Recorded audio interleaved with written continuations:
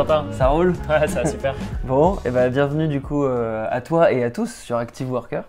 Là on lance un nouveau concept, c'est le concept des interviews et l'idée c'est du coup d'aller à la rencontre d'Active Workers dans la vie réelle. Vous en aviez un que vous voyez que sur toutes les vidéos et il y en a plein d'autres. Et voilà, donc du coup ce qu'on va faire c'est on va interviewer Godefroy qui est du coup le fondateur de Joinit, le cofondateur de Joinit. Et donc du coup je te propose, peut-être tu peux nous expliquer le concept. Voilà. Ou peut-être qui es-tu avant ça? Peut-être Ouais. qui es-tu, Godefroy, cofondateur de Joinit. En fait, c'est marrant parce qu'avec Quentin, on se connaît depuis longtemps. On a fait notre école d'ingénieur ensemble et on avait toujours eu. On a fait des listes BDE, on a fait plein de choses associatives ensemble et on avait toujours eu cette passion pour en faire plus et un peu au-delà des règles qui étaient fixées. Et je pense que c'est pour ça que je suis vraiment content de faire cette interview pour Active Worker parce que c'est quelque chose qu'on partage ensemble. Et moi, de mon côté, j'ai lancé Joinit avec un autre ami de Centrale aussi. Et Joinit, c'est un outil pour gérer, créer et promouvoir ces activités et ces événements pour sa communauté en fait. Ok. Donc on en reviendra après dessus je pense, mais voilà un peu. Et avant ça, tu avais fait quoi en gros, en deux mots sur ton parcours? Après l'école d'ingénieur, j'ai monté ma première start-up dans la tech. Au final, on a fini en agence web. Après, j'ai fait un master spé à l'ESCP. À Paris. Ensuite, j'ai bossé chez Suez dans la performance des industries. Ensuite, j'ai fait du conseil pendant 2 ans dans la performance des entreprises cette fois-ci. Et après, j'ai monté Joinit. Voilà, Ok. très rapidement. D'accord. Et alors, donc Joinit, ça part d'une idée de gérer une communauté. Toi, tu en gères depuis longtemps des communautés. Quand est-ce que tu as eu l'idée? Comment ça t'est venu? Comment tu as commencé à bosser dessus? En fait, le constat, il est assez simple. C'est qu'aujourd'hui, tout le monde est pris dans un engrenage fou de sa vie quotidienne. Il y a une guerre pour l'attention, comment on peut capter l'attention des gens. Et tout le monde s'efforce de le faire. Et donc, on utilise plein de canaux différents. Et donc, en fait, quand on a une communauté, créer de l'engagement, créer de l'action auprès de ses membres, c'est pas forcément évident. Les outils qu'on avait et qu'on a trouvés et qu'on exploite sont pas super adaptés. Des fois, c'est peut-être trop personnel. On peut utiliser des outils très personnels, donc du coup, on n'a pas une communication qui est adaptée par rapport à sa communauté ou son association. Des fois, c'est trop professionnel, donc on est limité par son environnement où on peut s'adresser qu'à des gens de son environnement professionnel. Et donc du coup, l'entre-deux n'est pas forcément adapté. Et donc c'est pour ça qu'on a lancé Joinit, parce qu'on est convaincu qu'on peut faire un outil et un service qui soit vraiment super pour des gens qui animent et qui font vivre leur communauté. Et donc avoir cet entre-deux. Donc comment on a fait? C'est un réseau social, donc tout l'aspect personnel que tu peux retrouver avec des outils de type plus professionnel, avec du calendrier, avec des outils de promotion et de gestion qui permettent d'aller captiver et de communiquer avec son audience le plus facilement possible. Donc du coup, en gros, c'est un Facebook event privé et où il y a un calendrier où en fait je peux faire tout comme sur Facebook C'est une belle image. Facebook Events, c'est super dans ta vie personnelle. Ouais. Et donc, toi, Quentin, je pense que tu fais pas forcément beaucoup de Facebook Events, peut-être pour ton anniversaire ou une crémaillère ou à un moment donné, mais quand tu vas au ciné ou quand tu vas faire du sport ou quand tu vas faire d'autres activités un peu plus personnelles, il ne me semble pas avoir vu que tu publiais sur Facebook ou que tu faisais des Facebook Events parce que c'est pas forcément adapté. C'est pas un outil où c'est un réflexe où tu vas te dire tiens je vais faire ça, et puis peut-être que tu as un peu peur aussi que quand tes potes ils vont voir ton post tiens je vais faire un running sur Facebook, tout le monde se dise en fait il a pas de potes Quentin, il cherche des potes, pourquoi il a posté ça là Et donc là il y a une version un peu individualisée de Joinit où tu dis je vais courir. Et voilà, je vais faire une interview, tac, je le mets et en fait, vient qui veut ou alors j'informe juste sur ce que je fais. Exactement, ouais, c'est vraiment l'idée, c'est que nous, on fait que des activités pour les personnels ou des événements quand on est plutôt une communauté ou une entreprise ou ce genre de choses. On distingue un peu les deux. Donc au final, nos utilisateurs principaux sont quand même des organisateurs, donc ceux qui vont créer du contenu. Et on a des utilisateurs finaux qui sont des gens qui vont Comme être toi sur et moi, l'application, qui qui vont sont, participer à l'événement, qui vont interagir. Ok. Et en fait, on leur a donné tous les outils aussi pour faire leurs activités personnelles. Ok. Donc c'est là où est la force un peu du système, et on pense que c'est assez valorisant.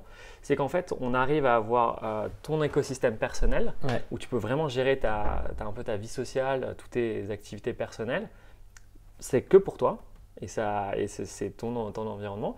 Et au-delà de ça, tu t'abonnes, un peu comme sur des réseaux sociaux comme Instagram ou sur Twitter, à des orienteurs, des communautés. Bonjour. Bonjour. Bonjour. Ah, vous êtes ici aujourd'hui? Encore? Ouais, ça va? Il y a quelqu'un qui a laissé. Des fenêtres de balcon à ouvrir. Ah, Yann, c'est bon. C'est lui qui m'a dit. Ok. Donc, faudrait pas ouvrir des fenêtres. Ouais. C'est s'il y a la pluie ou il y a. Voilà, c'est ça. Il y a mes cassettes. C'est ça. Ok. Bonne journée. Bonne journée. On coupera pas. Je m'en fous. On fera un accéléré, mais on coupera pas. Mais du coup, je disais, c'est effectivement, donc tu as ton espace personnel Ouais. et tu t'abonnes à ta communauté Ouais. ou des gens qui t'intéressent, qui veulent pousser leurs activités, leurs événements. Et ça, c'est dans ton fil. Et donc, du coup, tu peux voir tout ce qui va se passer dans ton environnement personnel, mélangé avec d'autres trucs Ok. qui peuvent être un peu plus professionnels ou liés à ta communauté. Ok. Ça, c'est vraiment la philosophie du Ok. produit. Et du coup, donc, je pense qu'on a bien saisi, c'est voilà, un outil de gestion de communauté et derrière, tu as la même chose mais côté individu pour organiser tous tes événements, etc. Si on parle plutôt de la construction de l'idée, Ouais. c'est-à-dire le MVP initial, l'idée initiale, est-ce que ça partait plutôt de la communauté ou plutôt de l'individu? Et en fait, l'autre question qui va intéresser tout le monde, c'est quel a été le cheminement en fait? Est-ce que c'est une idée que tu as eue à la fin de ton expérience de conseil, ou est-ce que tu l'as eu dès l'école ou même au lycée déjà tu te disais j'ai envie de faire ça? En gros, comment t'es parti et comment t'as construit petit à petit l'idée? Voilà, comment les gens ont nourri ça et comment, enfin, ce truc-là, j'imagine que c'était pas ça il y a 2 ans. Non, c'est sûr.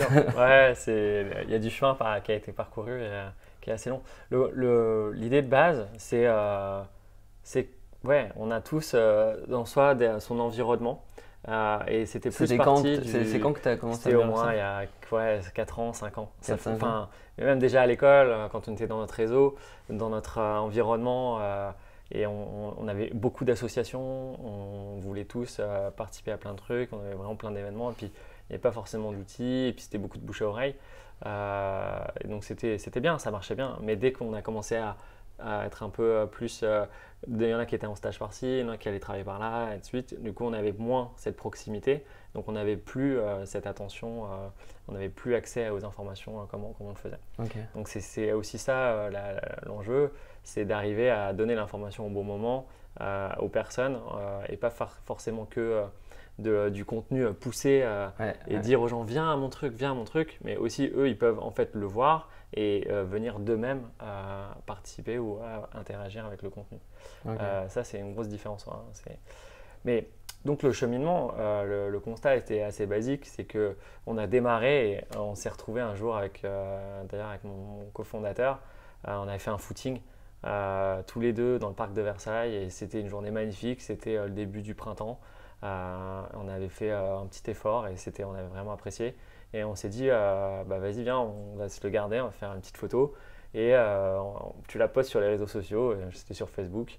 Et en fait, on s'est dit, mais c'est genre juste, ok, mais c'est bête en fait, parce que mes amis qui vont voir cette photo, la seule chose qu'ils peuvent faire, c'est liker.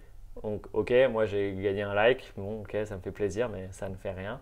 Et ça flatte ton ego, quoi. Ouais, voilà.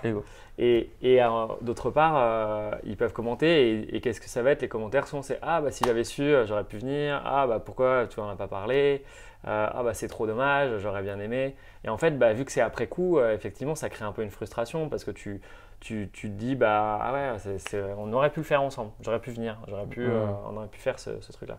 Et donc nous, on s'est dit effectivement, c'est vrai qu'aujourd'hui, la majorité des réseaux qu'on voit, on n'appelle pas ça pour rien des fils d'actualité. C'est parce qu'en fait, ce qu'on te montre, c'est le passé, quoi. Ouais. Maintenant, tu as les stories, tu as le Facebook Live, tu as plein d'outils qui ont été rajoutés qui vont te montrer le présent. Mais c'est encore plus frustrant parce que c'est en train de se passer et tu découvres, c'est en train de se passer. Et là, tu te dis, bah, qu'est-ce que je fais? J'y vais pas, je viens pas. Et, ok, tu peux participer en mettant des commentaires, mais c'est pas vraiment ça qui fait que. Enfin, tu diras jamais, ouais, hier soir, samedi soir, j'ai passé une soirée incroyable sur Facebook. Ouais. Non, tu as vu des trucs sur Facebook, mais en fait, T'as vu un live à la limite, mais tu pouvais être frustré de te dire ah j'avais pas vu qu'il y avait cet event et je l'ai vu de loin et en fait c'est. Ce que tu préfères et tes meilleurs souvenirs, c'est quand tu es toi-même en train de vivre le moment présent avec tes amis, avec des membres, avec ta communauté et tu fais quelque chose, quoi. Tu es actif dans la vraie vie et t'es pas derrière ton écran à liker ou poster des commentaires, quoi. Okay. Donc c'était vraiment ça l'outil et nous on est assez convaincus que d'une communauté, si elle veut avoir un impact fort, si tu veux donner une opportunité d'engagement auprès de tes membres, c'est en les informant, en leur communiquant de la bonne manière tous les futurs événements, toutes les futures activités qui vont arriver et que là, bah, voilà, il se passe quelque chose. Okay. C'est un peu, c'est vraiment ça la force du truc et qui va générer de la réussite et de la satisfaction d'appartenir à cette communauté. Au final, tu appartiens à ta communauté. Et comment tu appartiens? C'est pas que en faisant des petites actions, c'est en y allant, en participant. Et c'est ça qui fait que tu as vraiment ce sentiment d'appartenance. Okay. Donc c'est comme là, Active Worker, je me sens part de la communauté parce que on a cette interview ensemble et c'est génial, quoi. Ok, ça marche. Donc on a bien démarré plutôt personnellement, sur l'aspect personnel. Et puis en avançant, en développant. Donc au début, c'était plutôt tiens, je vais créer une appli où en gros, je vais pouvoir la distribuer à mes potes pour savoir quand est-ce qu'on va au ciné, quand on se fait une bouffe, quand est-ce que exactement. On se fait un footing, un truc comme ça. Exactement. Ouais. Et comment tu l'as créé cette appli au début? Enfin, comment vous l'avez créé? Je sais plus. On était tous les deux avec mon cofondateur. C'était assez simple. En fait, on a commencé à vraiment se poser le problème et se dire qu'est-ce qu'on pourrait imaginer comme solution. Et puis on a décidé avec papier crayon, puis après on s'est fait un petit PowerPoint pour poser un peu 2-3 trucs. Et assez rapidement, en fait, moi j'avais regardé, il y a des outils en ligne très faciles et très pratiques, un peu comme des PowerPoint avec des modules d'application qui permettent de les placer sur un écran, de les copier, de les coller. T'as un exemple de l'outil par exemple? Moi j'utilisais proto.io, proto.io. Okay. Y a une version gratuite. En fait, voilà, exactement. Ça te fait ton mock-up d'application. Tu peux commencer à travailler dessus. Et au début, tu mets juste des formes. Tu sais, c'est les filigrammes en fait. Tu t'amuses pas à faire du design ou quoi que ce soit. Tu mets juste les objets. Tu regardes l'information. Est-ce que c'est ça? Tu peux commencer à créer des interactions. Et même après tester sur ton téléphone ton mock-up. Et donc du coup, tu te rends compte un peu qu'est-ce que ça pourrait donner en fait. Et puis on en a parlé à plein de gens en fait. Je pense que le meilleur truc à faire, c'est, on dit beaucoup, quand tu as ton idée, surtout n'en parle pas, on va te la piquer, machin et tout. Non, ça c'est n'importe quoi. En fait, il faut en parler parce que c'est là où tu vas avoir plein de retours et puis d'avoir des retours très constructifs, d'autres un peu moins. Et puis tu as des gens qui vont dire, tu n'y arriveras jamais, laisse tomber, machin. Je t'en fous. Si toi tu y crois, et je pense que quelqu'un qui veut se lancer dans son projet personnel, il y croit et il va faire en sorte d'y arriver. Il faut qu'il rencontre et il échange avec le plus de gens possible. Ça va orienter son projet. Et nous, effectivement, cet aspect communautaire, travailler plutôt avec finalement des entreprises, avec des grosses associations ou des plus petites associations, c'est venu par la suite. C'est venu à force d'en parler, à force de rencontrer des gens, à force de participer à des conférences, à faire des talks aussi pour dans les écoles, auprès de communautés. Et si on reste sur la première version de l'appli, c'est toi qui l'as codé du coup ou tu l'as codé comment Après qu'on a fait le premier la première maquette mock-up sur proto.io, j'avais codé un peu avant, donc c'était pas trop difficile pour moi de le faire, sachant que j'avais utilisé des frameworks. Framework, c'est des bibliothèques de code qui permettent de réaliser des choses simples sans avoir de rentrer de détails.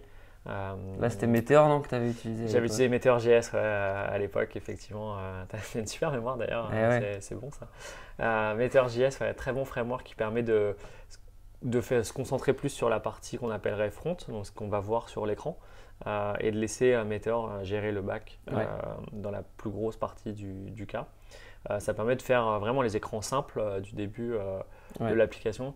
En fait, nous, ça nous a permis surtout d'avoir pas forcément. On avait une première version, donc c'était pas exceptionnel. C'était même carrément naze. Mais non, c'est vrai, Non, mais c'est vrai quand il repense. C'était peut-être carrément naze, mais vous êtes réussi à monter à 300 utilisateurs ou 1000 Ouais, utilisateurs après, bah, du coup. C'était cet ordre de grandeur là, je m'en On souviens. on avait passé les 1000. Passé Et, les 1000, ouais. Donc il y avait quelques problèmes de stabilité, mais elle fonctionnait. En fait. Ouais, ça fonctionnait. On avait carrément notre MVP et c'était génial. Ok. Et ça nous a permis d'aller faire notre première levée de fonds. Voilà. Donc en fait, ok, donc tu crées la première version, tu vas faire la levée de fonds. Donc la levée de fonds, en gros, faut avoir, comment tu racontes ton histoire du coup, la première étape aux investisseurs là, Donc déjà, nous, la première levée de fonds, c'était du love money, on va dire. Ouais. On a appelé ça plus du smart money. Pourquoi ? Parce qu'on s'était dit, et par mes expériences précédentes, le love money, c'est quand même compliqué, c'est un peu dangereux. Pourquoi ? C'est très personnel, je pense, mais quand on demande de l'argent à sa famille ou à un proche, ils connaissent les risques, mais en fait, ils les acceptent et ils sont, on va dire, cléments souvent. Ils ne vont pas t'amener à te pousser pour que tu réussisses au-delà de ce que tu dois souvent générer, en fait. En gros, je te file 1000 euros, mais je me dis que c'est perdu et que, que je t'en voudrais pas. Voilà, vu que tu es un proche. En fait, finalement, je suis content pour ton projet, mais je suis pas forcément la personne utilisatrice et cliente. Donc en fait, je vais pas te pousser à sortir le truc. Ouais. Et puis, si tu as vraiment cet aspect, on est amis, on est proches, c'est de la famille. C'est dur d'aller voir quelqu'un et dire finalement, tu es mauvais, ton truc il marche pas. Ouais. Il faut que tu essayes de changer ci, de changer ça, t'en es où, te mettre la pression. Alors que quand c'est des personnes vraiment extérieures, nous c'était beaucoup de notre réseau professionnel, des anciens collègues, des managers ou des personnes qu'on connaissait vraiment plutôt à titre professionnel. Oui, on se connaît, mais d'un autre côté, ils vont te dire allez, vas-y, faut que ça sorte, ça va pas, non, faut que tu changes ça, faut que tu fasses ci. Ils sont beaucoup plus engagés, peut-être souvent, et plus directs ou plus francs. Que quelqu'un qui peut être très proche de love money en fait. Okay. Donc voilà, après tu peux faire aussi des crowdfunding qui sont des outils super. Il n'y a pas besoin d'avoir une application faite ou d'avoir son produit qu'on peut essayer. On peut démarrer si on a besoin de financement, ça dépend de tous les projets. Nous c'était un projet IT donc il faut forcément commencer par bien définir le service. Moi, il y a un truc que je dis assez souvent aussi, c'est qu'il ne faut pas avoir peur de vendre un truc que tu n'as pas encore. Et c'est justement comme ça que tu vas peut-être voir ton marché et puis tu vas dire, en fait, personne ne veut m'acheter ce truc-là, c'est qu'il y a une raison. S'il n'y a pas de client, c'est que ça ne va pas le faire. Donc, nous, ça nous arrivait plusieurs fois de vendre des fonctionnalités ou des besoins qu'on avait identifiés, qu'on avait vraiment travaillé. Avant même qu'on ait l'outil, la feature, ce qui était disponible sur l'application.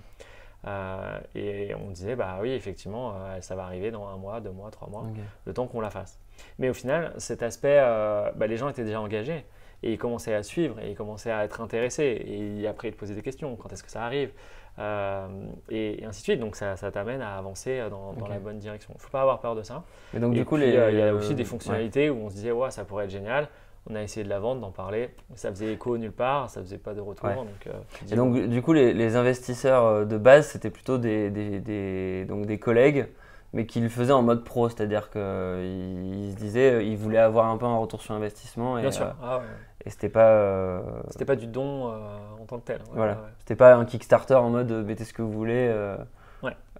On a structuré une société, donc on a vendu des capitaux, donc eux ils sont actionnaires de la société. Donc c'est vraiment du fonds, du business angel et donc ils veulent revoir, je pense, le fruit de leur investissement et au-delà de ça, vu que le risque est tellement élevé et que c'est au tout début, ils adoraient le projet.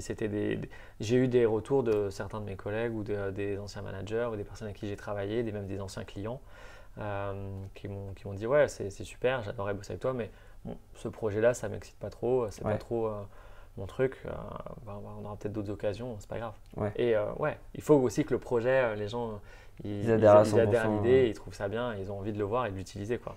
Ok. Donc c'est ça qui est top. Ok. Donc c'était un premier pas, et donc cette première levée de fonds nous a donné assez d'argent pour acheter des prestations, en fait. Ouais, toi aussi, t'es toujours comme ça. Du coup, on parlait des investisseurs et tu disais que là, ça t'a permis de te lancer dans de choper des prestations. Ouais, de commencer à acheter des prestations, parce qu'en fait, quand on a démarré le projet, on avait tous, moi aussi et moi, notre job. On n'avait pas quitté notre job. Ouais. On le faisait en temps masqué, donc le soir, le week-end. Et en fait, nous, oui, vu que c'est un service tech, il faut développer, et donc il faut des développeurs, il faut du temps de développement. Et donc du coup, cette première levée de fonds nous a permis d'acheter ce temps de développement et de faire développer un peu plus notre service. Ok. Donc nous, on avait continué de vraiment travailler bien sur le besoin, le comprendre, qu'est-ce qui va bien, qu'est-ce qui va pas bien, comment on l'adapte, refaire un peu les écrans, les boutons, ainsi de suite. On testait beaucoup le produit. C'est quoi la première prestation que tu as achetée? C'est vraiment un développeur full stack JavaScript. Il était en France du coup lui Et en fait, on a fait un truc, et ça c'est une expérience qu'on avait eue ensemble d'ailleurs. On a fait avec une junior entreprise. Ok. Donc pour ceux qui ne connaissent pas, junior entreprise, c'est des entreprises dans les universités ou écoles de commerce ou écoles d'ingénieurs qui réalisent des missions pour des clients. Donc c'est des étudiants qui ont des compétences et qui vont pouvoir réaliser des missions. Et nous, dans le cadre et donc on peut travailler avec des développeurs étudiants dans le cadre d'une mission. Donc il y a un cahier des charges, il y a vraiment des processus à respecter. Et des étudiants peuvent réaliser cette mission. On a déjà fait appel plein de fois à des juniors entreprises. Et comment tu le sélectionnes quand c'est comme ça Il faut faire un appel d'offres. Ouais. Il faut contacter plusieurs juniors entreprises, voir celles qui finalement trouvent des étudiants qui sont capables de mener à bien la mission. Ouais. Et après, c'est parti pour la mission, quoi. Ok. Donc les juniors entreprises, c'est vraiment quelque chose qui est intéressant. Ils ont des prix qui sont assez cool. Et ça permet de travailler avec des étudiants ou des jeunes qui sont à la fois un peu formés, mais aussi qui ont envie d'aller plus loin et d'avancer. Ouais. Et donc c'est vraiment des belles expériences. Ils vont faire des très très belles missions avec les jeunes entreprises. Quelque chose que je recommande. Un bon tips, pas mal. Donc ne serait-ce qu'une étude de marché. Là le mec, il avait à l'époque c'était Meteor et il a dû se fixer du coup à cette première partie technique. Ouais, il a continué le développement de l'application, notamment parce que mes compétences s'arrêtaient. Arrivé à leur limite. Voilà, exactement. Et du coup, c'était super d'avoir quelqu'un qui puisse continuer le projet et faire développer le produit. Donc ça a duré pas mal de temps au final, à peu près 6-7 mois. Ouais. Ok. Donc on a bien avancé et on a pu arriver à avoir une application sur les stores, Apple Store et Android Store, disponible. Ouais. Et donc on a été à notre deuxième levée de fonds. D'accord. Une fois qu'on a des applications sur les stores. Ouais. Et donc là, ça pour le coup, c'était toujours du Meteor qui te permettait de créer des applications natives, mais avec une seule techno, c'est ça? On avait Ou t'avais déjà basculé sur… Pas encore, non. On avait encore on avait beaucoup d'hybridation. Ouais. L'hybridation, c'est que c'est pas du code natif comme on l'a sur les téléphones. C'est des gens qui ont codé du natif, et puis pour le rendre commun aux autres. Et puis après, tu peux rajouter encore d'une hybridation à cette hybridation, parce que ça reste du code dans un certain langage. Et après, tu peux rajouter un autre langage par-dessus qui est encore plus simple, qui est encore plus gros et qui permet de réaliser plein de sous-fonctions. Ouais. Donc c'est ça ce qu'on appelle l'hybridation. Ça permet de vraiment tout encapsuler et de remonter pour faire des appels très simples à des fonctions. Et donc nous, on avait Meteor.js pour tout ce qui était on va dire le front-back, donc ça gérait vraiment tout ce qui était côté serveur. Et en front, on avait pris juste du Bootstrap ou du Material Design pour Android qui générait nos architectures front, quoi. Rien d'exceptionnel. Okay. Et après, on a un service qui est assez simple et assez basique. Donc pour le moment, c'était Pour le moment, ça fonctionnait. Donc Ouais. là, du coup, et cette deuxième levée de fonds, elle t'a permis du coup de Deuxième levée de fonds. encore passer une vitesse supérieure. Ouais, et en fait, deuxième levée de fonds, c'était d'aller tester encore plus le produit sur le marché, Ouais. d'aller plus loin encore sur les fonctionnalités, le besoin, le produit, et au niveau de la technique, se donner tous les outils techniques dont on avait besoin pour mener à bien cette mission. Et donc on a recodé une grosse partie de l'application, on a pris une équipe un peu plus solide, Ouais. on a changé pas mal de choses. C'était dur, c'était quand même pas facile. Là, vous étiez combien du coup à partir finalement, c'était la dernière, là, la deuxième levée de fonds? C'était quoi? Ouais, on a fait 2 levées de fonds et on va faire une troisième pour la fin de l'année. Ok. Mais ouais, c'était nos 2 premières levées de fonds. Ok. Et là, Donc, du coup, vous êtes combien aujourd'hui? Aujourd'hui, on est à peu près 4 à Paris, Ouais. à plein temps, et on a une équipe technique à l'étranger d'une dizaine de personnes, quinzaine Ok. de personnes. D'accord. Donc du coup, ça fait déjà pas mal de monde, quand même. Presque une vingtaine de personnes à gérer, Ouais, dont toi. exactement. Donc il faut être très structuré, très méthodique, il faut mettre en place des processus assez rapidement au final pour bien gérer l'avancement. En fait, mine de rien, on est quand même une société qui dépense de l'argent tous les jours, qui n'en gagne pas. Donc on a des contraintes qui sont combien on dépense tous les mois et puis combien de mois il nous reste. Ouais. Donc il faut gérer au mieux sa productivité et atteindre des objectifs très précis Ok. pour être sûr que dans l'espace-temps qui te reste de vie entre guillemets de ton entreprise, tu arrives à avoir tout ce qu'il te faut pour passer à l'étape suivante. Ok. Donc c'est ça vraiment l'enjeu. On est dans un service, Johnit, c'est un service qui est avant tout adressé à du B2B, du B2C, donc quand même du grand public, et donc ce n'est pas un service payant pour l'utilisateur final qui va faire ces activités. On a trouvé plein de gens qui étaient prêts à payer pour notre service, qui sont plutôt des grosses communautés, plutôt des entreprises. Et donc du coup, ces personnes-là vont payer pour le service, mais ça ne va pas faire qu'on aura, on va dire, des revenus suffisants et conséquents pour que l'entreprise continue. Ouais. Donc, c'est ça qu'il C'est faut. vrai que c'est des revenus d'opportunité, mais pour le moment, de ce que tu vois, ce ne sera pas suffisant pour maintenir le rythme en fait, que vous voulez Ouais, avoir. bien sûr, le rythme de développement. Mais en fait, c'est des petits revenus, mais ça permet de valider C'est des ton étapes de modèle. validation. Ouais. Exactement. Et donc du coup, après, c'est pour ça qu'on va faire une troisième levée de fonds qui va être l'expansion. Ok. On a validé beaucoup de scénarios et de modèles. On sait à peu près qu'est-ce qui va marcher et combien ça va générer. Et donc après, l'investissement qui te reste à faire, une fois que tu as investi et en plus de développer un peu ta tech, c'est d'aller faire du marketing, d'aller faire de la promotion, d'aller en parler, d'acheter des goodies, de faire des activités, des événements. Et tout ça, ça coûte de l'argent. Et les revenus que tu vas générer ne sont pas encore souvent suffisants pour compenser ça. Voilà. Sachant que sur un modèle comme le nôtre, c'est quand même une course de vitesse aussi. Il faut aller vite. Oui, parce que tu as une grosse concurrence, tu as plein de services qui se lancent tous les jours. Aujourd'hui, un étudiant dans sa chambre, il peut se mettre à créer un truc qui Exactement. va concurrencer ton modèle. Et ok. Donc ça reste une course à la vitesse, il faut aller vite et il faut le faire bien. Et donc du coup, il faut investir. Il n'y a pas de secret. Et donc, là, en fait, c'est un peu normal, c'est une exponentielle. Donc l'exponentielle, elle croît doucement au départ. Ouais. Est-ce que cette troisième levée de fonds, le but, c'est que ce soit l'explosion On espère, on espère. Et on le voit que ça monte, ça prend. Parce qu'on a enfin le service qui est complet, qui répond bien aux besoins. C'est pour ça qu'on a des gens qui sont maintenant prêts à payer pour notre service, pour l'utiliser. Donc du coup, c'est vraiment c'est de plus en plus dans la dans l'état de il n'y a plus qu'à accélérer et prendre ce qui existe déjà et commencer à aller continuer l'acquisition et l'engagement. Ok. Donc ouais, ça va être un beau challenge.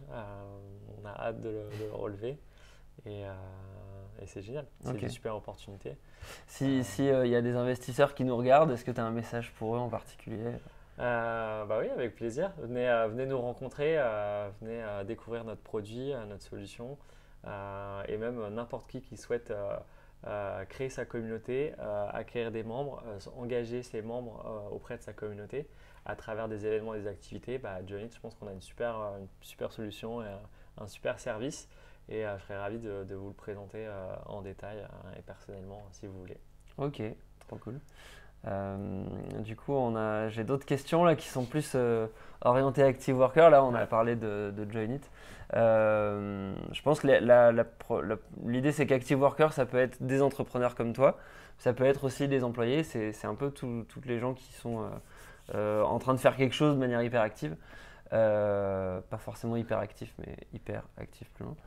Toi, si on commence par les skills de base, imagine que tu prends un mec qui nous regarde, qui est à l'école encore, qui est à Centrale, et tu as l'opportunité de lui dire, mec, en fait, quelle que soit la boîte où tu vas, voilà les compétences, moi à ta place, après tout ce que j'ai fait, que ce soit ce que j'ai étudié à l'école ou ce que j'ai étudié a posteriori quand tu devais, avec 3 bouts de ficelle, créer ton MVP et tout, qu'est-ce que tu lui dirais en fait, comme skills à apprendre? Si on parle sur l'aspect, on va dire, j'aime pas trop ça, mais d'abord technique. Ouais, c'est en sachant que c'est un mec qui veut aller évidemment dans une boîte tech pour aller faire plutôt sur du web, du digital.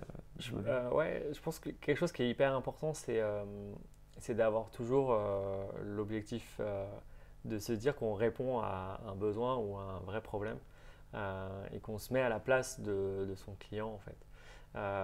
Même n'importe quel développeur ou manager ou product manager ou quelqu'un qui bosse, il faut toujours qu'il se souvienne que il y a quand même des utilisateurs derrière et que eux, il faut bien comprendre leurs problèmes, qu'est-ce qui ne va pas, pourquoi ça va, comment ça fonctionne. Et ça marche pour tout. Pareil quand j'étais dans le conseil ou même quand j'étais sur mes usines chez Suez.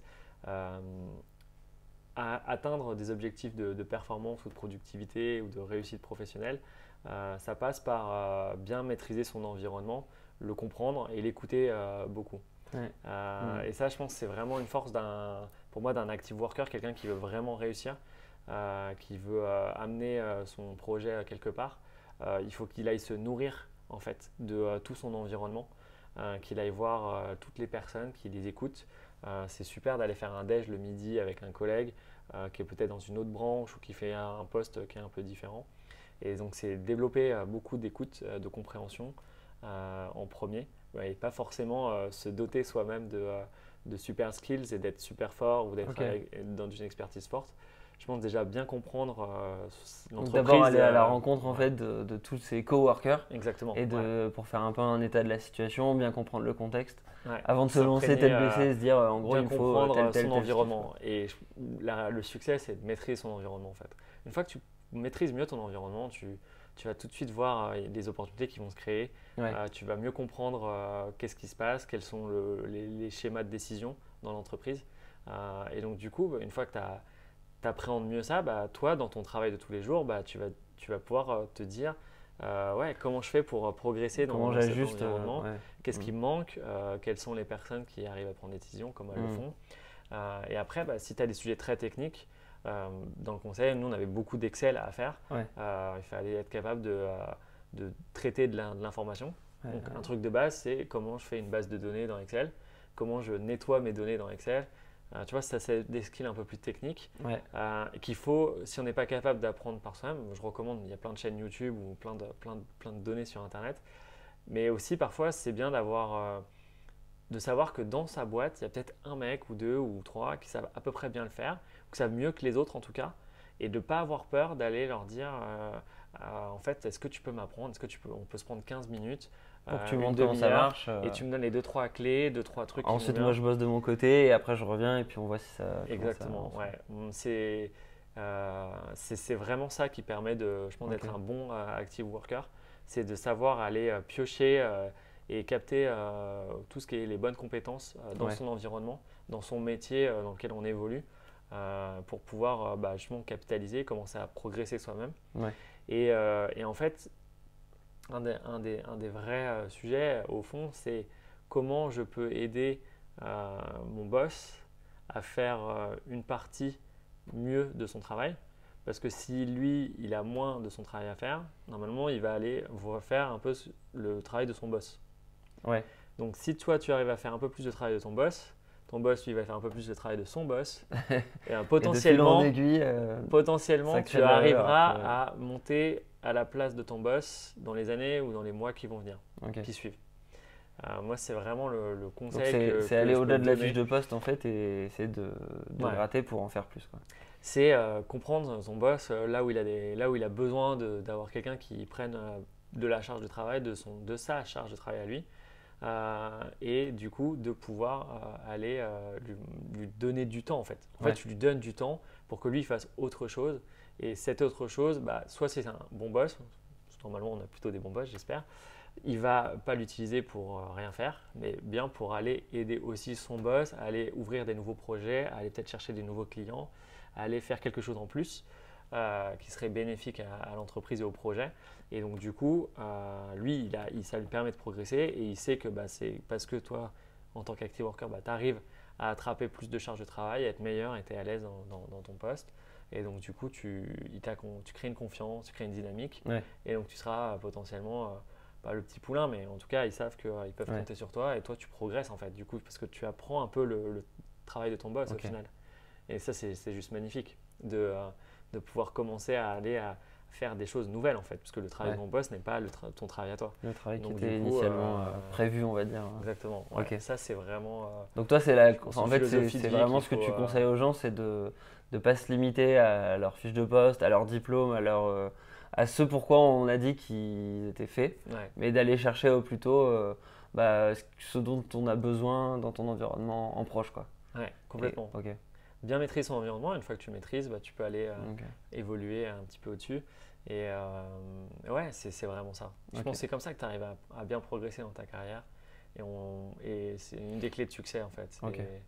Bon, du coup, si tu devais décrire un peu le profil type des gens que tu veux recruter, j'imagine que c'est un truc que tu vas chercher. C'est si la personne, en gros, elle est capable de poser des questions pour qualifier, en fait, pas le travail idéal qui est censé être écrit, mais plutôt qualifier ce qui va devoir être fait dans les 2-3 mois, mais qui ne sera pas forcément son travail long-termiste, on va dire. Ouais. C'est quelqu'un Il faut aussi quelqu'un qui soit capable de faire son travail Ouais, bien sûr. de tous De les faire jours le- bien en fait. Donc déjà, le c'est pour ça que je socle dis de qu'il faut base. bien maîtriser son environnement parce qu'il faut quand même être assez à l'aise pour pouvoir aller chercher Ok. un petit peu Et au-dessus. donc là, si on reste sur ce truc-là, rester à l'aise, c'est quoi les trucs de base en fait, mais qui semblent peut-être hyper évidentes, mais je sais pas, par exemple, tu parlais d'Excel, l'anglais, le PowerPoint, les trucs où tu te dis, mec, si tu sors d'école, en fait, c'est décisif Ouais. qu'au moins tu connaisses ces bases-là, quoi. C'est ouais. Et alors un truc, on parle tu me disais PowerPoint, ça lance. En fait, il y a un truc qui va faire une grosse différence entre un bon PowerPoint et un mauvais PowerPoint.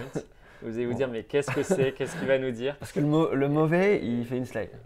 Mais C'est le même bon, pas le- il c'est fait même- il fait une slide, mais c'est une bonne slide en fait. Exactement. Ouais. Et en fait,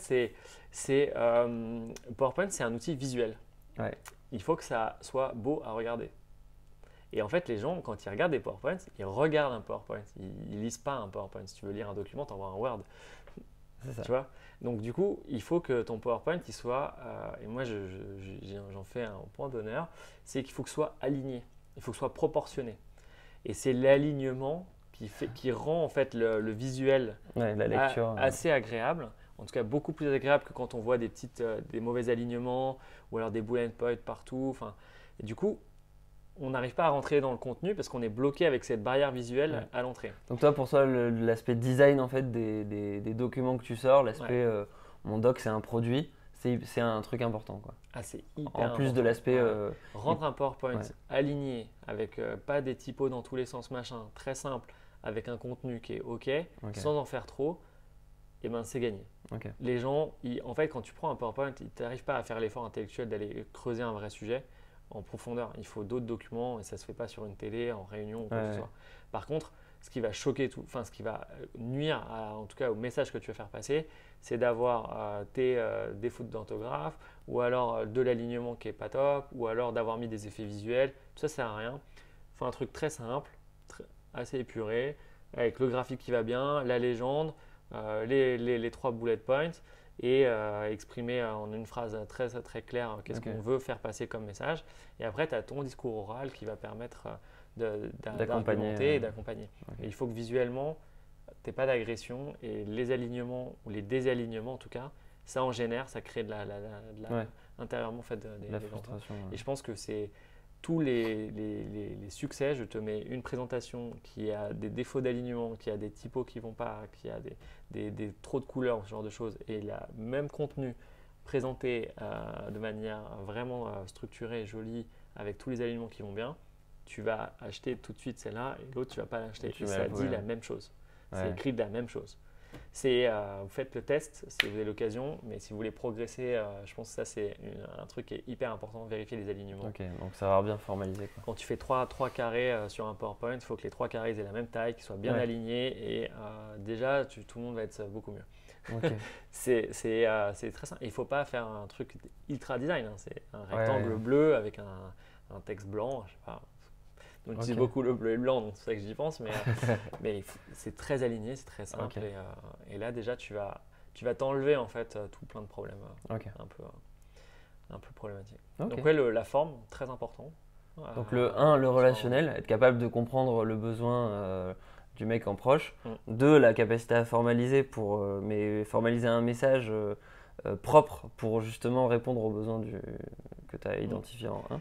Et est-ce qu'il y a d'autres choses qui te paraissent essentielles comme socle en fait on va dire de compétences, de skills, de valeurs que tu vas chercher chez les gens? C'est plutôt des soft skills du coup, je Ouais. pense, plutôt que du hard skill. Moi, je suis assez convaincu que quand on rentre dans une entreprise ou quand on rentre dans un poste, oui, il y a certains postes, il faudra vraiment du hard skill. Si tu es développeur, il faut que tu saches développer, ça c'est sûr. Mais un développeur qui ne sait pas faire l'indentation, qui ne respecte pas une sorte les conventions d'écriture, il peut te développer un code super qui va fonctionner de ouf. Sauf qu'en fait, tu vas mettre un autre développeur ou tu vas l'intégrer à une équipe. Si ça ne respecte pas le schéma d'écriture, si son code n'est pas lisible, personne ne va pouvoir interagir avec ce développeur. Peut-être des gens qui vont retoucher vont créer des bugs parce qu'ils ne vont pas forcément pouvoir relire de manière simple et ils ne vont pas être avenants en fait, envers cet autre développeur qui ne fait pas d'effort peut-être pour écrire dans la Et convention. pour bosser qui va en bien. équipe en fait. Ouais. Tu n'as pas de succès personnel et c'est ça que j'aime bien. En fait, le active worker, c'est quelqu'un qui n'est pas convaincu que oui, il va être super fort Ouais. dans son domaine et il va, Qui va et ça concentrer être, toutes le les skills fort tout seul. et ça va être ouais. le meilleur. Non, non, c'est le travail d'équipe, c'est être bien dans son environnement et là, on emmène tout le monde. Je pense que c'est ça pour moi une des clés de succès. C'est oui, parfois il faut avoir des hard skills forts pour passer peut-être une étape, aller quelque part. Mais une personne qui est à l'aise dans son environnement et qui a cette capacité à être bien intégrée et à savoir bien travailler en équipe, elle a 10 fois plus de chances d'arriver à progresser là où elle a envie d'aller chercher ou obtenir peut-être des projets que parfois ils se disaient mais pourquoi on ne me donne jamais ce projet-là? Je comprends, on ne me donne jamais ce projet-là. C'est toujours quelqu'un d'autre qui le prend à ma place. Mais en fait, il faut se repositionner et se dire ouais, pourquoi? C'est pas forcément que tu n'as pas le niveau technique pour le faire, peut-être loin de là. Mais juste, si tu es bien intégré dans ton environnement, si tu as bien compris le truc, ouais, prochaine fois, c'est peut-être toi qui auras le projet, quoi. Voilà. Il y a plus de chances que tu l'aies en tout cas. Ok. Ça, c'est et surtout pour un étudiant qui sort d'école, on n'achète pas du hard skill sur quelqu'un qui est junior en fait. Ouais. Donc il faut quelqu'un qui soit plutôt. En fait, c'est que la question qu'ils peuvent se poser, c'est quel type de job je vais prendre? Est-ce que je suis plutôt orienté sur un job de dev de base ou est-ce que je vais plutôt aller faire du community management ou est-ce que je vais faire du projet? Potentiellement, en fait, le mec, il est motivé par les trois. Ouais. Toi, est-ce que tu te dis, ça dépend forcément des aspirations. Est-ce que dans les gens que tu recrutes, d'ailleurs, qui tu recrutes? Est-ce que tu as des schémas comme ça ou est-ce que tu prends des gens qui peuvent être un peu hybrides ou les deux? Nous, on est une structure qui est toute petite. Ouais. Donc tout le monde, tu fais un peu tout en fait. Ouais. Enfin, c'est mieux. Et donc tu vas plutôt aller chercher des caméléons qui ont un peu plusieurs expériences. Ouais, après, quand je prends un développeur, je veux qu'il soit très fort dans sa capacité à développer sur un pan spécifique. Voilà. Et après, j'ai d'autres profils où eux, il faut vraiment qu'ils soient plutôt du soft skill fort en fait, Ok. pour pouvoir répondre à plusieurs problématiques en même temps. Ok. Donc, vraiment plusieurs sujets. Et moi, Yeah. il y a un truc que je pense, et peut-être que plein de gens ne le partageront pas, mais je préfère le dire. Parce que Vas-y, clame-le haut et c'est fort. une conviction. C'est que beaucoup de gens, ou la majorité des entreprises, des jobs que vous allez trouver, il y a une fiche de poste, elle est comme ci, comme ci, comme ça. Vous allez démarrer votre travail et 3 mois après, vous ne ferez plus rien de ce qui est marqué sur la fiche de poste. Voilà. Ça arrive quasiment Ouais, c'est tout le hyper temps. courant, Enfin, c'est normal hein, parce qu'en fait, une entreprise ou un projet, c'est sa vie, ça bouge, ça évolue, il y a des phases. Et donc, du coup, bah, quand vous allez postuler, ils ont mis sur un papier une des phases, une des missions Ouais. actuelles. Et une fois que ça c'est fait, bah oui, il faut faire autre chose. Il Puis faut c'est faire autrement. en plus de l'aspect état à l'instant T de ce qui est demandé, il y a aussi la lettre au Père Noël. Aussi, euh, ouais. L'effet Mais lettre toi- au Père Noël. mais toi, qui tu est- vois, tu dis, moi, j'attends un dev qui sait faire ça dans un pan bien précis. En fait, mettons que tu as besoin d'un développeur iOS, Ouais. tu rencontres un mec qui a l'air passionnant et qui fait du Android, mais tu prends une bière avec lui et en fait, ça il a file l'air, bien. le fit passe trop bien et il te dit que lui, il a appris en fait Android il y a 2 semaines et qu'il te montre l'appli qui est ouf. Bah, tu vas potentiellement plutôt le prendre lui parce que tu as eu un super fit. Et tu vas te dire, ouais, mais en fait, d'ici 2-3 semaines, il saura le faire sur iOS. Alors qu'un mec qui a un CV iOS, mais qui, sur le papier, vend mieux, mais en fait, dans la réalité, il a moins de relationnel, il a moins toutes les soft skills que toi tu recherches, bah, en fait, tu partiras plutôt sur l'autre. Ouais, c'est sûr, c'est potentiellement ça. C'est encore plus vrai dans la tech. Ouais. La tech, ça va vite, ça change tout le temps. Même quand tu dis que tu es développeur Android, mais tu as dû développer en Android il y a 5 ans ou il y a 2 ans parce que Ouais, c'est ça plus a les tout mêmes. changé, quoi. Ouais. Donc en fait, tu peux pas vraiment. C'est pour ça que C'est pour ça que tu peux c'est pas important dire à d'avoir, quelqu'un de sentir va que voir cette techno, personne, quoi. Ouais. elle est capable de continuer d'évoluer, d'avancer, de progresser. Et c'est cette volonté-là en fait qui fait que tu as envie d'investir sur cette personne et de l'emmener avec Ok. toi et d'y aller, quoi. Ouais. Et oui, tu auras toujours des difficultés ou des trucs que tu n'arrives pas à faire et c'est plus long et tu es moins bon que peut-être quelqu'un qui sait Ouais. vraiment le faire à cet instant là. Ok. Mais en fait, ton histoire, elle s'écrit dans le temps et bah, tu passes des étapes. Après, c'est pour ça que tu as aussi des périodes d'essai. Ouais. Parfois, tu peux avoir un super fit avec quelqu'un, ça peut très bien se passer. Et puis, bah, tu te rends compte que finalement, cette personne, bah, on lui a peut-être trop demandé ou pas assez, ou ainsi de suite. Ouais. Tu sais pas trop. En tout cas, ce qui est sûr, c'est que avoir cet aspect relationnel et être capable d'appréhender ou de montrer que. Moi, il y a un terme que j'aime bien, c'est les compétences transférables. Ouais. C'est quoi une compétence transférable? C'est de prendre quelque chose que tu faisais quand tu le faisais et de dire que tu as acquis une compétence, peut-être, je sais pas, de gestion, de je sais pas quoi, ou de capacité à apprendre assez rapidement, ou enfin plein de choses, et qui te permet de juste dire dans cet environnement qui sera différent de celui que tu étais avant, ben c'est pas grave, ça s'applique encore. Ouais, ok. Et en fait, c'est tout là où toi, quand tu vas te présenter, tu vas être capable de montrer que oui, bah, à l'école ou sur ton projet ou ce que tu as appris, ça t'a donné cette compétence. Mais dans cet environnement-là, elle s'applique quand même Ouais. d'une manière différente. Mais ça reste valable et donc du coup, tu es potentiellement la personne compétente pour Ouais. mener à bien cette tâche-là ou cette mission-là. Ok, donc j'étais business développeur et je vendais des produits et du coup je devais prendre des rendez-vous, il y a tout un tas de choses que tu vas devoir refaire même si tu vends un service Ouais. et qui en fait seront le socle du business développeur et tu peux le transférer. Exactement. Bon, là on parle d'un métier fonctionnel mais c'est la même chose pour un dev qui en fait code d'une certaine manière, utilise un GitHub et va avoir toute une panoplie d'outils qui va pouvoir potentiellement réapprendre si ça change de techno mais qui auront le même esprit en fait. Exactement, ouais. C'est des logiques, c'est des mécaniques de logique ou d'éléments unitaires en fait, de maîtrise d'éléments unitaires qui aujourd'hui dans un assemblage d'éléments unitaires permettent de réussir dans la mission. Et si on change d'environnement, on change de contexte, on change de choses, c'est pas grave, ces éléments unitaires on peut les réassembler et ça refera quand même quelqu'un qui est capable de mener à bien cette mission. Et d'avancer. Et c'est quelqu'un qu'en fait, finalement, si tu es capable de faire ça, c'est que tu te connais bien et tu maîtrises ton environnement. Ça en revient au même point pour moi, c'est tu as bien compris, et d'ailleurs, enfin, c'est top, ça arrive, il y a beaucoup de gens qui savent ce qu'ils font, certains qui savent comment ils le font, et très peu, ils savent pourquoi. Simon Sinek sort de ce corps. Ouais. Et non, mais c'est vrai, au final, Ouais, c'est vraiment quelque chose qui est assez fondamental dans toute sa vie. C'est pas non plus pour aller vendre des MacBooks à la terre entière. Non, c'est toi, dans ton travail quotidien, bah, tu t'es posé la question et au final, ça t'aide à t'engager. En fait, je trouve, quelqu'un qui est engagé, bah, c'est quelqu'un qui se lève le matin, il sait pourquoi il va travailler. Ouais. Et il ne sait pas juste que oui, il va faire tant de fichiers Excel ou telle formule ou tel machin, il va répondre il va faire tant de calls ou tant de rendez-vous.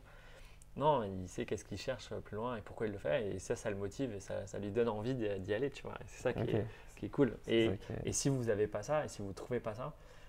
c'est peut-être que l'environnement n'est pas bon du coup, non? C'est pas ça? Il est peut-être le temps de se poser la question en et tout cas, pas le bon pour toi. D'aller voir un peu ce qui se fait ailleurs. Ouais. Et c'est pas mal. Et parfois, c'est une communication avec des collègues ou dans ton environnement qui permet de… Ah ouais, et toi, c'est ça en fait. Toi, c'est ce pourquoi tu le fais. C'est ça aussi que tu aimes bien. Et ça va vous donner peut-être des éclairages différents. Ouais. C'est ça qui est génial. Quand j'étais dans le conseil, la majorité du temps, c'était beaucoup d'interviews. C'est passer beaucoup de temps à comprendre. Surtout quand tu es envoyé tout seul dans une société pour réaliser une mission, voilà, tu es consultant ou prestataire ou prestation intellectuelle. Tu es un peu en milieu hostile, quoi. Tu es là, on t'a demandé une mission, ok, on t'a demandé de savoir faire ça. Mais si tu te cantonnes à ça, tu ne vas pas faire grand-chose, tu ne vas pas avoir une expérience incroyable et puis ça va vite t'énerver, puis tu vas vouloir changer de mission. Alors que si tu arrives à aller prendre le temps, c'est un effort, hein. C'est un vrai effort de se dire vas-y, je vais faire un rendez-vous avec quelqu'un, je demande à faire un déj ou un déjeuner ou un petit déjeuner ou un café même à la pause café. Ah oui, ça fait combien de temps que tu es dans cette boîte? Qu'est-ce que tu fais? C'est quoi ton job? Ou alors de prendre même l'annuaire de la boîte et de dire tiens, moi j'aimerais bien être dans un an peut-être à ce poste-là. Contacte cette personne. Et tu lui dis j'ai vu que tu faisais ça, moi je suis à tel niveau, dans tel contexte. Est-ce qu'on peut déjeuner ensemble? Parce qu'en fait, tu me racontes ton expérience. Voilà, qu'est-ce que tu fais? C'est quoi ton travail quotidien? Surtout quand tu es junior, quoi. C'est le meilleur truc à faire. C'est rentrer dans une boîte et de se dire ok, il y a tous ces gens-là. Prenons le temps d'essayer de discuter avec eux. Il y a plein de gens qui vont dire désolé, j'ai pas le temps, je suis occupé. C'est pas grave. Il y en aura d'autres qui vont dire oui. C'est ça. Et ils seront super heureux de raconter leur quotidien, leur mission, qu'est-ce qu'ils font, pourquoi ils le font, par où ils sont passés pour en arriver là. Et pour vous, c'est une source incommensurable de motivation pour être un active worker et y arriver, quoi. C'est vrai que là en France, là-dessus, nous on surestime beaucoup le risque à faire ça et on sous-estime beaucoup le retour sur investissement. Exactement. De faire ça. Et c'est hyper valorisant. Enfin, n'importe qui… Et valorisé aussi en fait, parce que à force de faire ça, c'est un peu comme des graines que vous plantez. Et si jamais vous avez besoin de bosser sur un projet et qu'en fait vous avez déjà rencontré tout le monde, les gens ils vont tout de suite ils vont recevoir un mail ou un coup de fil ou vous passez, vous toquez à la porte pour dire voilà, j'ai besoin de toi là-dessus. Et ça va activer un truc, ils vous connaissent déjà en fait. Et voilà. Tu maîtrises ton environnement. C'est ça, on y revient toujours. On travaille dans une organisation et il y a plein de gens autour de soi. C'est ça qui est beau. Et sur Join It, c'est exactement ça. C'est donner de l'opportunité de pouvoir mieux connaître ses membres, pouvoir interagir avec ses membres, qu'eux ils interagissent avec votre communauté, qu'ils la comprennent bien, qu'ils voient toutes les activités à venir, qu'ils y participent. C'est ça qui est top. C'est magnifique. Du coup, dernier acte, Godefroy. On a parlé de Join It, on a parlé de finalement qu'est-ce qu'un active worker pour toi, qu'est-ce que serait un active worker chez Join It. Maintenant, l'idée c'est que tes clients, donc les joiners, c'est des active workers aussi. Quel conseil tu pourrais leur donner si, au-delà de Join It, je pense qu'ils ont compris l'intérêt de ton application, qu'ils peuvent centraliser leur communauté, etc.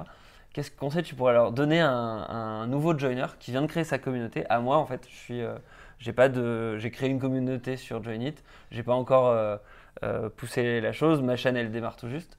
Quel conseil tu pourrais me donner pour que, en gros, ma communauté, elle explose et puis que je me retrouve, on se retrouve tous, des centaines de milliers à regarder à regarder mes contenus. En fait.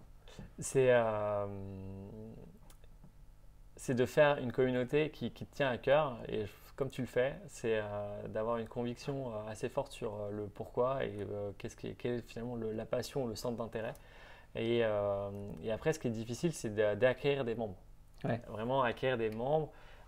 Et au final, ça passe par des outils qui vont t'aider à pouvoir faire la promotion de ta communauté. Ouais. YouTube, les interviews comme on le fait là, est un des outils. Après, tu peux promouvoir ta vidéo. Voilà. Je peux aller sur Facebook, la poster, essayer de créer du bruit en fait tout autour de mon contenu. Exactement. Et plus les gens ils vont le voir, plus ils vont être intéressés par cette communauté. C'est bien de créer du digital. C'est mieux je pense en tout cas, d'arriver à avoir un vrai engagement qui est de voir les gens en fait. Ouais. Donc faire l'effort d'envoyer peut-être des invitations, un apéro, un workshop, à faire une interview. Physique, quoi. Là en fait tu vas créer un lien qui est hyper fort. Ouais.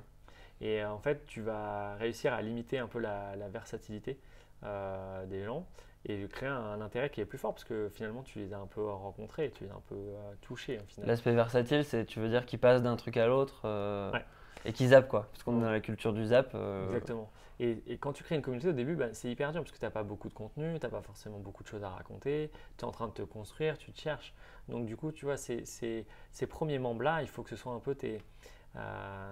c'était quoi le mot qu'on disait? Les fans, les premiers fans. Ouais, tu as tes fans, c'est vraiment des gens les early adopters Early adopters, c'est des gens qui ont eu une attache forte avec la marque ou le produit ou la communauté qui fait qu'ils sont capables d'en parler aussi à d'autres et d'aller conquérir le monde pour toi en fait. Okay. Parce que toi tout seul, tu ne vas pas conquérir grand chose, mais plus tu vas avoir de gens qui sont convaincus que ce qu'ils font et c'est pas toi en tant que Quentin Huard Active Worker. Non, c'est Active Worker est un sujet de thématique, c'est comment être mieux au travail, comment être le meilleur en tant que tel. Il faut investir sur soi. Mais ça, c'est un sujet de fond, tu vois. C'est un pourquoi, c'est une valeur, c'est quelque chose c'est ça que tu vas promouvoir. Ouais, et puis c'est un truc qui n'est pas ma propriété en fait. C'est une idée qui… Et les gens, ils vont se regrouper et se créer cette communauté autour de ces valeurs-là. Et donc, c'est ça qui est beau. Et aujourd'hui, c'est toi qui le pousse et qui en fait la promotion, moi aussi. On le fait ensemble aujourd'hui avec cette interview. Et c'est parce qu'on a eu cette interaction ensemble. Et Journey, c'est un des outils qui t'aide à faire ça. Donc, un premier commentaire, c'est trouver un peu votre groupe de premiers fidèles qui vont vous aider à avoir plus de contenu, à avoir des retours, avoir des feedbacks. C'est en parler quoi en fait. Exactement. Il faut en parler. Et puis au final, ça va venir assez naturellement. Et puis ils vont te donner des retours. Et puis tu vas dire, t'as pensé à ça, ou tu peux essayer ça, ou tester ça. Hop. Ouais. Et tu avances comme ça. Et du coup, tu crées ça grossit. Okay. Et il faut être un peu patient, ça prend du temps. C'est pas facile. C'est beaucoup d'efforts et de l'engagement. Et je pense qu'au final, c'est quelque chose qui est pas si difficile si tu es convaincu que tu es… t'as bien réfléchi. Ok, donc ça c'est pour le newcomer plutôt comme moi. Ouais. Maintenant, moi je suis… j'ai mon club de sport et ma communauté elle existe depuis 10 ans. Enfin, elle existe déjà parce que c'est une passion. Ou alors je crée mon club. Ouais, en fait, j'ai fait le tour. Des gros clubs qui ont des milliers de membres et qui, Qu'est-ce que, sans forcément parler de Join It, mais c'est quoi le next step pour ce genre de club? C'est quoi le conseil que tu peux leur donner pour avoir encore plus d'engagement en fait dans leur communauté? Ouais. Encore une fois, c'est d'arriver à générer de l'intérêt alors que ça fait déjà peut-être plusieurs années qu'ils sont membres, plusieurs années que ils ont fait pas mal de choses et créer cet intérêt. Et je pense que la force d'une communauté, c'est les membres qui la constituent en fait. Donc créer du contenu qui va générer des interactions entre les membres plus que ta communauté qui pousse vers tous ses membres. Ouais. Quand tu es une grosse communauté, il faut réussir à capitaliser sur des groupes de membres ou des membres plus actifs qui vont aller réactiver ou réengager Ok. d'autres membres qui sont déjà membres de la communauté. Donc par exemple, si tu as un club de judo, tu fais la communauté des enfants, la communauté des mecs qui vont à la compète, la communauté plutôt des vétérans, voilà. Et puis tu organises pour chacune de ces communautés des events. Mettre en valeur, qui- tu vois, c'est les Qui enfants. célèbrent un c'est, peu leur état, quoi. C'est si tu as des enfants qui sont dans ton club, qui participent à ton club de manière active, c'est dire à d'autres membres, bah, venez voir tous ces enfants qui sont actifs. Et c'est en fait les enfants qui sont dans le club qui vont aller peut-être toucher ou parler directement avec potentiellement des parents, mais que leurs enfants ne sont pas dans le club. Et là, ils vont Ouais. dire, bah ouais, c'est vrai que c'est quand même dommage que mon fils ou ma fille ne soit pas plus actif dans ce club-là. Ou dans ce Ouais, endroit. c'est ça. En fait, c'est arriver à mettre en valeur des membres de ta communauté qui vont aller porter ton message et faire Ouais. vivre ta communauté C'est Apple qui au-delà avait de, On parle d'enfants. au-delà de toi. Apple, ils faisaient des t-shirts en fait pour les gosses. Et, parce qu'en fait, du coup, ils allaient à l'école avec. Ouais. Et souvent, c'est trop chiant. Les enfants, en fait, comme ils grandissent, ils changent tout le temps de taille. Ouais. Donc en fait, les parents sont contents parce ils pouvaient choisir la taille, donc ils avaient un t-shirt à filer au gamin. Et le gamin, lui, il faisait de la pub en fait à l'école parce que du coup, tous ses potes disaient ah mais tu l'as eu où ton truc? Moi Et, aussi, j'en veux un. C'est ça, moi aussi j'en veux un. Donc en Ouais, fonction de. c'est des petites stratégies qui sont assez intéressantes pour créer sa communauté. Et là, c'est vraiment faire de l'acquisition. Ouais.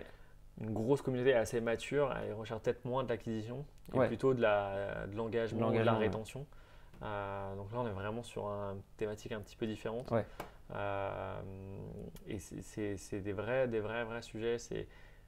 Encore une fois, c'est la guerre de l'attention. Tu as quelqu'un qui est membre, mais il est membre passif. Comment j'arrive à le rendre membre actif? Comment j'arrive à l'activer? Comment j'arrive à le récupérer si jamais il était sur la tangente. Ouais, parce qu'au bout d'un moment aussi, bah, tu as vu beaucoup de sujets, tu as beaucoup travaillé, donc c'est un peu normal que tu t'en écartes.